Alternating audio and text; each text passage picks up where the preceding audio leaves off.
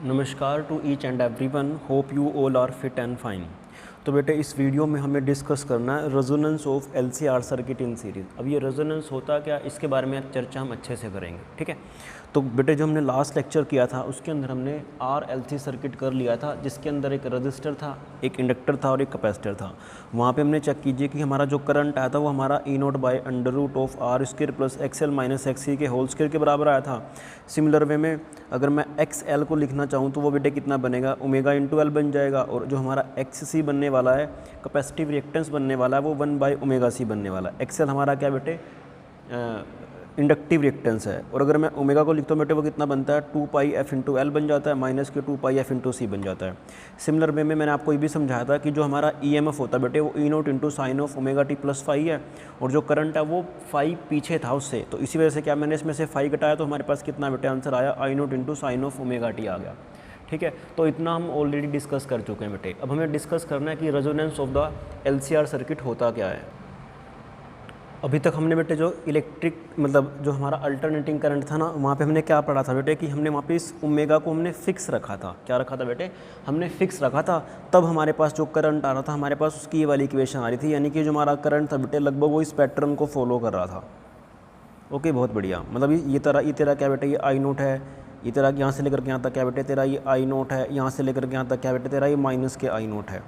Okay, अब मैं क्या करता हूँ बेटे, मैं फ्रीक्वेंसी वेरिएशन देखना चाहता हूँ इस अल्टरनेटिंग करंट का। किसके साथ देखना चाहता हूँ बेटे, मैं फ्रीक्वेंसी वेरिएशन, मतलब मैं फ्रीक्वेंसी में और करंट में ग्राफ प्लॉट करना चाहता हूँ इस वाले इलेक्ट्रिक करंट का। तो तब देखते हैं बेटे कि क्या होने वाला है। ओके, तो देखो बेटा मैं अब इस आई नोट का ना वेरिएशन चेक करना चाहता हूँ, जो आपकी मैक्सिमम वैल्यू है। जब मैं किसको वेरी करूँ बेटे, फ्रीक्वेंसी को वेरी करूँ, ठीक है। आप कोई सी भी इक्वेशन ले सकते हैं इनके अंदर। तो मान लीजिए कि बेटे मैं ये वाली इक्वेशन ले रहा हूँ।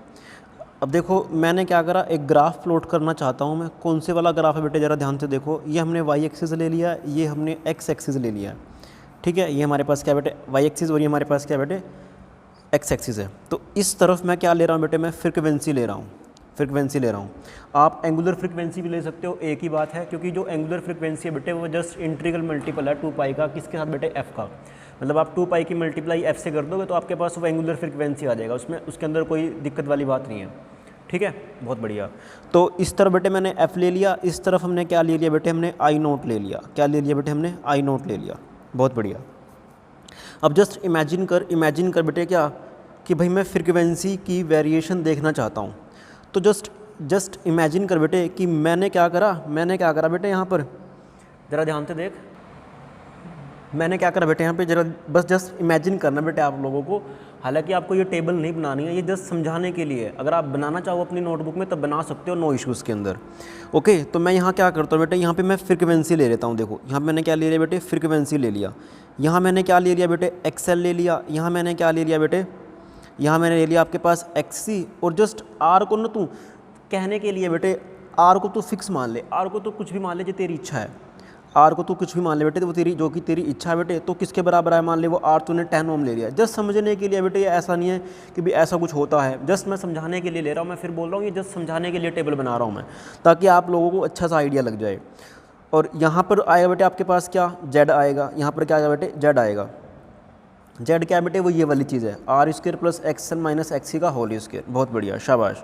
और आप लोगों को मालूम है कि जो आई नोट होता है बेटे, जो तुम्हारा आई नोट होता है वो किसके बराबर होता है बेटे, वो होता है ई नोट बाई जेड के बराबर होता है, ठीक है। बहुत बढ़िया, शाबाश। अब देख जस्ट इमेजिन कर कि बेटे मैं अगर फ्रीक्वेंसी को 0 ले लेता हूँ, अगर मैं फ्रीक्वेंसी को 0 ले लेता हूँ तो ध्यान से सुन, ये वाली टर्म तो तेरी 0 बन जाएगी। ये वाली टर्म तेरी 2 पाई एफ 0 इंटू एल, ये तो तेरी बन जाएगी बेटे 0, और ये 0 बन जाएगी। और ये तेरी बन जाएगी बेटे क्या, maximum term, sorry 1 by something, 1 by 0 क्या होता है बेटे, वो इन्फिनिट होता है, इन्फिनिट होता है। इन्फिनिटी का स्क्वायर करेगा तो इन्फिनिटी ही आएगा, इन्फिनिटी का स्क्वायर करेगा बेटे इन्फिनिटी आएगा। उसमें इन्फिनिटी में कुछ समथिंग ऐड करेगा तो इन्फिनिटी में समथिंग बेटे कुछ ऐड करेगा तो वो पक्का हमेशा इन्फिनिटी आएगा। अब समथिंग बाय इन्फिनिटी, यानी कि जेड का वैल्यू कितना आ रहा है बेटे आपका, इन्फिनिटी आ रहा है। अगर जेड का वैल्यू इन्फिनिटी आ रहा है तो जो आई नोट आएगा वो ई नोट बाई जेड है। तो समथिंग बाई इन्फिनिटी वो भी कितना होता है बेटे, 0 होता है। इसका मतलब ये है कि अगर आप फ्रीक्वेंसी 0 रखोगे ना तो जो तुम्हारा आई नोट होगा ना वो लगभग और लगभग 0 बनेगा, लगभग बेटे कितना बनेगा, 0 बनेगा। बट मैं ये मानता हूँ बेटे क्या कि भाई हमने इसको यहाँ से स्टार्ट नहीं करना। क्यों, क्योंकि भाई इसकी भी तो कोई ना कोई वैल्यू है। ऑब्वियस ही बात है। ये जस्ट मैं इमेजिन कर कि भाई मैंने क्या करा, ये मैंने क्या करा बेटे, मैंने क्या करा कि मैंने फ्रीक्वेंसी को इस तरह से चूज़ किया, मैंने फ्रीक्वेंसी को इस तरह से चूज़ किया बेटे, क्या कि आप क्या कर रहे हो, अभी 0 पर थे, फिर आपने फ्रीक्वेंसी को बढ़ाना चालू कर दिया। अब देखो जैसे जैसे आप फ्रीक्वेंसी को बढ़ाओगे, आप लोगों को मालूम है कि x जो l है वो तेरा 2 पाई f इंटू में l है, और जो तेरे पास x ऑफ c है बेटे वो तेरा 1/2 पाई f इंटू में c है बेटे। ओके, बहुत बढ़िया। अब देख बेटे जैसे जैसे तू फ्रीक्वेंसी को बढ़ाएगा ना तो उससे तेरी एक्स एल वाली टर्म बढ़नी शुरू कर देगी और एक्स सी वाली टर्म क्या बेटे घटनी शुरू कर देगी। क्यों? क्योंकि फ्रीक्वेंसी की वो क्या बेटे इन्वर्सली प्रोपोर्शनल है। ठीक है, इसका मतलब ये है कि जब जब आप फ्रीक्वेंसी को बढ़ाओगे ना तो आपकी ये वाली टर्म तो बढ़ती रहेगी, बट ये वाली टर्म क्या बेटे घटती रहेगी। ठीक है, ये वाली टर्म क्या रहती है बेटे बढ़ती रहेगी, ये वाली टर्म क्या बेटे घटती रहेगी। अब शुरू में क्या था, ये टर्म तेरी इनफाइनाइट थी, ये टर्म तेरी कितनी थी बेटे इनफाइनाइट थी। मैं जस्ट समझाने के लिए मान रहा हूँ कि भाई जो आपके पास शुरू में आपके पास आंसर आया ना वो तूने कितना मान लिया बेटे 1000 मान लिया। कितना मान लिया? जस्ट समझने के लिए बेटे मैं फिर बोल रहा हूँ, ये 1000 ओम मान लिया बेटे। ओके, और इसकी वैल्यू तूने कितनी मानी बेटे 0 मान ली। कितनी मानी तूने? 0 मान ली। ठीक है, बहुत बढ़िया। तो अब अगर तू अब अगर मान ले तू बेटे क्या करेगा, अब अगर तू मान ले बेटे क्या करेगा, एक्स एल में से एक्स सी घटाएगा तो देख एक्स एल ये रहा माइनस के एक्स सी, तो दिस माइनस के दिस करेगा ना तो तेरे पास आर में ऐड हो जाएगी बेटे, आर स्क्वायर में ऐड हो जाएगी ये वाली टर्म 1000। ठीक है, तो जस्ट समझने के लिए क्या कि भाई जो एक्स एल माइनस के एक्स सी आ रहा है, मतलब मैं इसको ले देता हूँ ना, एक्स एल माइनस के एक्स सी, इसको यहाँ लिख देता हूँ मैं। तो एक्स एल माइनस के एक्स सी के जो आएगा बेटे वो उसका स्क्वायर है डेफिनेटली। तो मैं जब माइनस करूँगा तो डेफिनेटली बेटे कितना आएगा, वो एक्स एल में से घटाएगा आएगा तो वो माइनस के 1000, बट उसको मैं प्लस लिखता हूँ। क्यों? क्योंकि मुझे स्क्वायर करना है, मुझे क्या करना है बेटे स्क्वायर करना है। तो यहाँ पर मैंने 1000 लिख दिया। ओके, जैसे से आप बेटे अब मान लो तू फ्रीक्वेंसी को बढ़ा रहा है, फ्रीक्वेंसी को जब तू बढ़ाएगा तो क्या इसकी वैल्यू बढ़ेगी बेटे? डेफिनेटली इसकी वैल्यू बढ़ेगी, बट इसकी वैल्यू तो कम होगी। अब जस्ट इमेजिन कर कि भाई इसकी वैल्यू हमने कितनी बना दी बेटे, हमने इसकी बना दी 100 बना दी। मैं फ्रीक्वेंसी को बढ़ा रहा हूँ, फ्रीक्वेंसी को बढ़ाते बढ़ाते इसकी वैल्यू कितनी बन गई बेटे 100 बन गई। और अगर इसकी 100 बनी है तो डेफिनेटली बेटे इसकी कम होगी। तो कम होगा मतलब ये वाली वैल्यू क्या हो जाएगी तेरी, कम हो जाएगी। अगर ये वाली वैल्यू तेरी कम होगी तो उसको तू मान ले कितनी बन गई बेटे तेरी 900 ओम बन गई। ठीक है, तो तेरे पास दोनों का डिफरेंस करेगा कितना बेटे, वो आएगा तेरे पास 800। कितना आएगा? 800 आएगा। उसके बाद तू फ्रीक्वेंसी फर्दर बढ़ा रहा तो फ्रीक्वेंसी के बढ़ाने से ये वाली टर्म तो बढ़ेगी ही बढ़ेगी, और ये वाली टर्म क्या बेटे छोटी होती रहेगी। तो जब तू उसको बढ़ाएगा तो सोच के देख, ये तेरे पास आ गई 200 और ये कितनी होगी बेटे तेरी होगी 800। क्यों? क्योंकि ये जस्ट ये समझाने के लिए ग्राफ है बेटे। ओके, उसके बाद मैं फर्दर से फ्रीक्वेंसी बढ़ाऊँगा तो ये बन जाए बेटे, फ्रीक्वेंसी बढ़ाने से एक्स एल का वैल्यू बढ़ता रहेगा और एक्स सी का वैल्यू बेटे घटता रहेगा। तो इमेजिन करके जस्ट कितना आ गया बेटे, वो आ गया तेरे पास 700। उसके बाद ये बना बेटे 400, ये तेरा कितना बना बेटे 600 बना। अच्छा, डिफरेंस तो लिख दे भाई इसका, इसमें से इसको घटाएगा तो कितना आंसर आया बेटे 600 आएगा। कितना आएगा? 600 आएगा। इसमें से इसको घटाएगा तो कितना आंसर आया बेटे तेरे पास 400 आएगा। इसमें से इसको घटाएगा तो कितना आंसर आया बेटे तेरे पास 200 आएगा। अब देख बेटे मैंने इसको कर दिया 500, अगर इसको तू 500 कर देगा मतलब फ्रीक्वेंसी बढ़ा रहा है तो फ्रीक्वेंसी बढ़ाने से टर्म घटेगी बेटे। तो सोच के दे बेटे तेरा कितना आ गया, तेरा 500 ही आ गया। तो डिफरेंस कितना बेटे 0 आ गया। उसके बाद तू फ्रीक्वेंसी फर्दर बढ़ाई जा रहा है तो ये कितना बना बेटे 600 बना, और 600 बना तो ये कितना बना बेटे, ये तेरा 400 बन जाएगा डेफिनेटली, और डिफरेंस कितना बेटे 200 आएगा।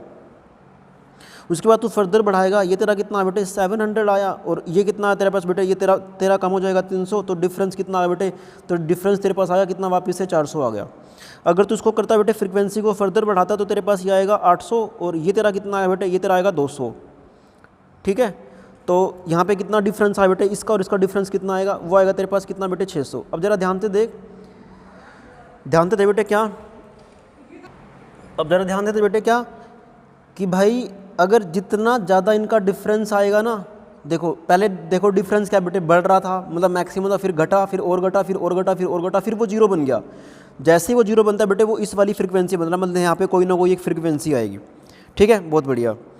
अब देख फिर बेटे वो कम हुआ, फिर वो बढ़ा, फिर बढ़ा, वो फिर बढ़ा।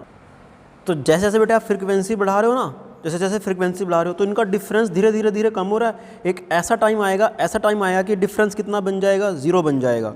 उसके बाद आप फर्दर फ्रीक्वेंसी बढ़ाओगे तो फिर से डिफरेंस बढ़ना चालू कर देगा। ठीक है, जैसा कि यहाँ कर 200, 400, ये 600।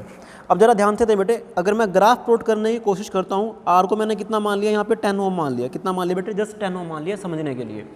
तो आप लोग क्या करते हो, देखो बेटे, ई नोट किसके बराबर है, आई नोट किसके बराबर है, ई नोट बाय जेड के बराबर है। अगर ये ई नोट बाय जेड के बराबर है तो यहाँ पे ये टर्म तो बेटे फिक्स है। कितना है यहाँ पे? ये फिक्स है। मान लीजिए कि मैं इसको लिख देता हूँ कितना, समझने के लिए, ये 10 का स्क्वायर है प्लस यानी कि ये x l minus x of c का होल स्क्वायर है। ठीक है, तो देखो जितनी बड़ी तुम्हारी ये वाली टर्म होगी, अच्छा देखो जितना ज़्यादा ये डिफरेंस होगा ना, जितना ज़्यादा ये डिफरेंस होगा x l minus x c का, उसमें 10 स्क्वायर तो परमानेंटली ऐड हो ही रहा है। तो उतनी ही बड़ी तुम्हारी क्या आएगी बेटे, तुम्हारे पास जेड की वैल्यू आएगी। और जितनी ज़्यादा जेड की वैल्यू आएगी उतना ही कम करंट आएगा। तो इसका मतलब क्या है कि सबसे जो कम करंट मिलेगा तुझे इस वाली सिचुएशन पे मिलने वाला है, इस वाली सिचुएशन पे मिलने वाला बेटे। ठीक है, उसके बाद जब तू फिर देखो, मान लीजिए कि बेटे वो करंट ये है, ऐसे मान के चल कि फिर इस फ्रिक्वेंसी के कोरस्पॉन्डिंग करंट ये है। उसके बाद जब तू बेटे फ्रिक्वेंसी को बढ़ाएगा, फ्रिक्वेंसी को बढ़ाते ही क्या हो जाएगा कि x l minus x c का जो डिफरेंस है ना वो तेरा बेटे कम हो रहा है। अगर x l minus x c का जो डिफरेंस है तेरा कम हो रहा है तो डेफिनेटली बेटे कि 10 स्क्वायर तो उसमें ऐड ही हो रहा है, 10 स्क्वायर में तो कोई दिक्कत वाली बात नहीं है, वो तो तेरा परमानेंट है। तो अगर ये डिफरेंस कम होगा तो डेफिनेटली बेटे तेरी जेड की वैल्यू भी क्या होगी बेटे, कम होगी। अगर जेड की वैल्यू कम होगी तो तेरी आई नोट की वैल्यू बढ़ेगी। तो इसका मतलब ये है कि अगर मैं थोड़ी सी फ्रिक्वेंसी बढ़ा देता हूँ तो तेरे पास जो आई नोट है बेटे वो बढ़ जाएगा। तो मतलब तेरे पास कहीं ना कहीं ग्राफ कुछ इस तरह से गाएगा। उसके बाद फर्दर देख बेटे कि जब मैं फ्रिक्वेंसी बढ़ाऊंगा, सपोज कर तूने फ्रिक्वेंसी यहाँ पे ले आया, तो जब तू फ्रिक्वेंसी यहाँ पर लेकर के आएगा तो x l minus x c का जो डिफरेंस है ना वो और भी कम हो जाएगा। अगर और कम हो जाएगा तो जेड की वैल्यू कम हो जाएगी, जेड की वैल्यू कम हो जाएगी तो आई नोट की वैल्यू भी क्या बेटे और कम हो मतलब आई नोट की वैल्यू क्या बेटे बढ़ जाएगी। करंट हमारा क्या कर जाए बेटे, आई नोट की वैल्यू बढ़ जाएगी। तो तुमने पॉइंट ये वाला लगा दिया ऐसे। उसके बाद फर्दर देख तो फ्रिक्वेंसी और बढ़ा देता है। फ्रिक्वेंसी बढ़ाने मतलब क्या कि तू यहाँ पर आ गया भाई। जब तू फ्रिक्वेंसी और बढ़ा देगा तो definitely x l minus x c का जो डिफरेंस है ना वो तेरा बेटे और कम हो गया। अगर और कम हो गया तो जो जेड का वैल्यू बनने वाला है, तो जब तू बेटे फ्रिक्वेंसी बढ़ाएगा ना तो डिफरेंस धीरे धीरे कम होता रहेगा। अगर डिफरेंस कम होगा x l minus x c का तो ये वैल्यू कम होगी। अगर ये वाली वैल्यू कम होगी तो जो जेड का वैल्यू आने वाला है, ये तेरे पास जेड का वैल्यू तो है, तो जेड का वैल्यू बेटे कम होगा। जेड का वैल्यू कम होगा तो आई नोट का वैल्यू बढ़ जाएगा। तो देख बेटे मैंने थोड़ा सा और बढ़ा दिया। ओके, उसके बाद एक फर्दर देख कि मैंने फ्रिक्वेंसी का वैल्यू और बढ़ा दिया। फ्रिक्वेंसी का वैल्यू और बढ़ाने से डिफरेंस हो गया और कम। जैसे डिफरेंस होगा बेटे और कम तो जेड का वैल्यू कम, जेड का वैल्यू और कम तो आई नोट का वैल्यू बेटे बढ़ जाएगा। तो आई नोट का वैल्यू बेटे आपने ऐसे बढ़ा दिया। ओके, उसके बाद फर्दर जब आप एक ऐसी फ्रिक्वेंसी आई बेटे, ऐसी फ्रिक्वेंसी आएगी कब, जब तेरे पास बेटे एक्स एल का जो वैल्यू होगा ना वो एक्स सी के बराबर बन जाएगा।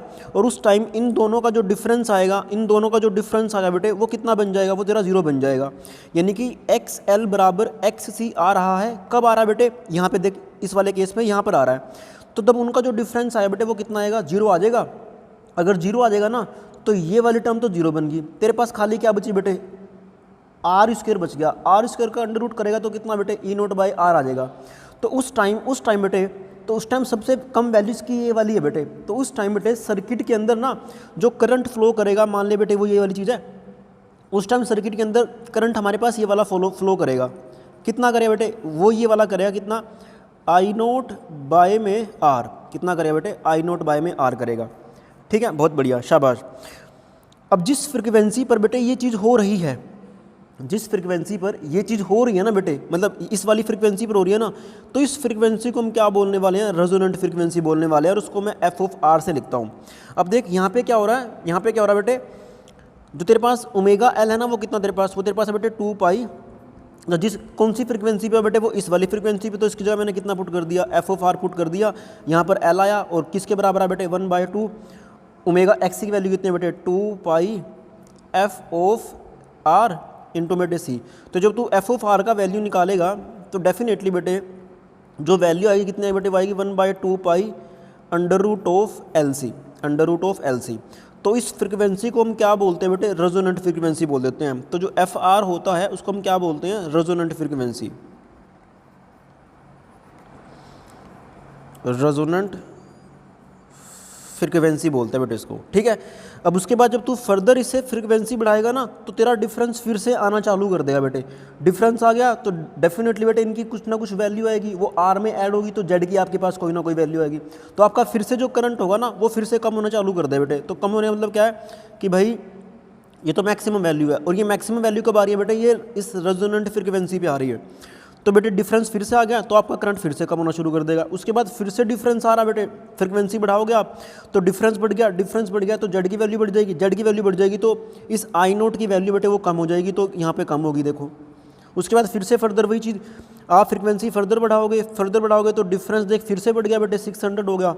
और अगर डिफरेंस बढ़ गया तो डेफिनेटली बेटे जेड की वैल्यू बढ़ जाएगी, जेड की वैल्यू बढ़ जाएगी तो इस आई नोट का वैल्यू जो कि हमारा वाई एक्सिस पर है उसका वैल्यू धीरे धीरे और क्या बेटे वो कम होता रहेगा।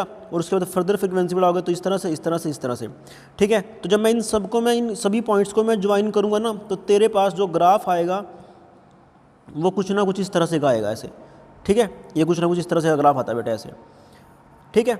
अब देख इस सर्किट के अंदर बेटे, इस सर्किट के अंदर करंट का वैल्यू मैक्सिमम कहाँ हो रहा है बेटे, एक पर्टिकुलर फ्रिक्वेंसी पे हो रहा है। इस फ्रिक्वेंसी के ऊपर इस सर्किट के अंदर मैक्सिमम करंट फ्लो करेगा और इस फ्रिक्वेंसी को हम क्या बोलने वाले बेटे, और वो जो वैल्यू होगी ना उसकी बेटे वो कितनी होगी, I0/R होगी। कितनी होगी वो, I0/R होगी, ठीक है। तो उस फ्रिक्वेंसी को हम क्या बोलते हैं बेटे, रेजोनेंट फ्रिक्वेंसी। और रेजोनेंट फ्रिक्वेंसी कितनी होती है बेटे, F(R) = 1/2π√LC के बराबर होती है। और इसी चीज़ को हम क्या बोलते हैं बेटे, resonance of LCR circuit in series. क्या बोलते हैं उसको बेटे, resonance of LCR circuit in series. अब इस सर्किट की बेटे कुछ खास बात है, क्या क्या खास बात है। पहली बात तो ये है बेटे क्या कि जिस फ्रिक्वेंसी पर ये चीज़ हो रही है ना उसको हम क्या बोलने वाले हैं बेटे, रेजोनेंट फ्रिक्वेंसी बोलने वाले हैं। क्या बोलने वाले हैं उसको बेटे, रेजोनेंट फ्रिक्वेंसी बोलने वाले हैं। तो पहली बात आप ये लिख लेना कि जिस फ्रिक्वेंसी पर ये चीज़ होती है उसको अपन बोलते हैं रेजोनेंट फ्रिक्वेंसी। दूसरी बात बेटे जो करंट का तुम्हारे पास मैक्सिमम वैल्यू आता है वो कितना आता है बेटे, वो आता है I0